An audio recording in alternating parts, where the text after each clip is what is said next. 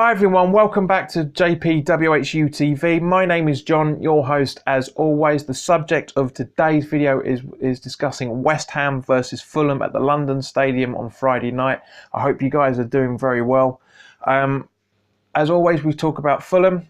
To start, we always talk about the opposition. So Fulham have only got two reported injuries, Bettinelli, I think you pronounce that, one of the two, and Alfie Mawson, both with unconfirmed return dates yet, but it does appear that Mawson could return before the end of the season. Not that we care. Fulham are 6 points off the bottom of the table with 58 conceded goals so far this season. Absolutely horrendous for a London club with a few good players in there. You know, like for the example of Schürrle, Mitrovic, and also, you know, the wonder kid, his name escapes me for the moment. You know, Ryan Babel, the former Liverpool player as well, hasn't done all that well in the last few games, but especially with the last Premier League fixture where Fulham lost to Man United 3-0. Babel got quite a bit of stick from the Man United supporters because obviously he used to play for Liverpool and his hair was red that night as well. So, yeah, not good. Our last game, we drew away to Palace 1-1. If you want to watch the reaction video to that, click on the card here. Two very, very good goals from Antonio and Snodgrass. Very, very well taken goals, especially from Antonio. Brilliant, brilliant touch. Very, very good touch. Turning to West Ham now. Some very, very good injury news. There is a very, very good chance that Lanzini and Balbuena may be on the substitute bench for this game. Very good, very, very pleased with this. I did say that Lanzini's return will be the end of this month, start of next month. I still personally think that should be the case.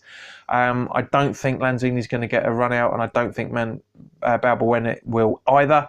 But you never know. You never know. It's just good that we've got these options, strengthening up the sub bench as well. So very, very happy. I still think Lanzini and Balbuena need to be coached back into the side. Just very, very relaxing. Bearing in mind we've got City in the midweek game next week as well, away at the Etihad. So that's going to be a toughie. Not to say that this game won't, because Fulham do love a London derby. And obviously the hipsters will be out with their Costas, and you know. But it'd be interesting to see those guys in the London Stadium because obviously it's the first time they visited since we moved. So turning to the starting 11 now, for me, as always, Fabianski remains in goal. I never thought I'd say that at the start of the season. The geezer has saved over, if not 100 attempts at target by now.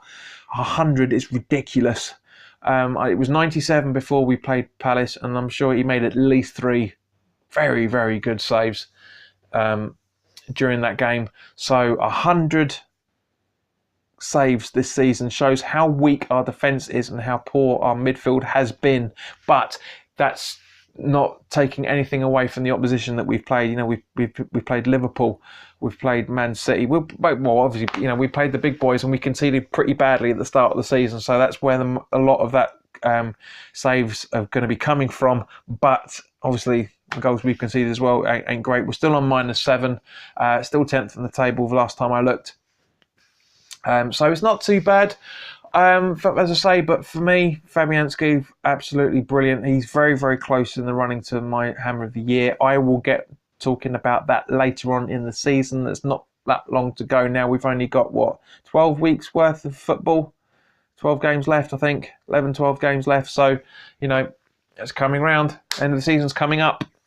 The back four for me, Fredericks deserves to start again because I thought he played brilliantly against Palace. I thought he did very well against Liverpool as well. Ogbonna and Diop to remain in as a centre-back pairing because we've got no choice really. But with Cresswell down the left as well, Diop and Ogbonna are looking a bit more secure now because of that. Cresswell is more defensive-minded, and that 3 combination of those looking after each other. It's really starting to pay off. The holding midfielders, as always, is Noble and Rice. Rice, I can't believe how brilliant he's been for us this season. I keep banging on about him. You know, I obviously did a video that discusses him choosing the Republic of England over Republic of Ireland. If you want to have a look at that video, click on the card that's here. Last card, guys, I promise. The midfield for me is going to be Antonio out on the right, Anderson out on the left, Snodgrass in the middle behind Hernandez. Now, I know a lot of people are going to say, why don't you want Arnautovic up on front? But to be honest with you, I don't think Hernandez played too badly against Palace for him, nor Liverpool. Not confident about having Andy Carroll play against them in any shape or form, and certainly not confident about having the man who thinks he's the top dog, Marko Arnautovic. I'm not confident having him up the front either. So personally, that's my 11. Let me know, you guys will let me know what you want to do in the starting 11 in the comment section below.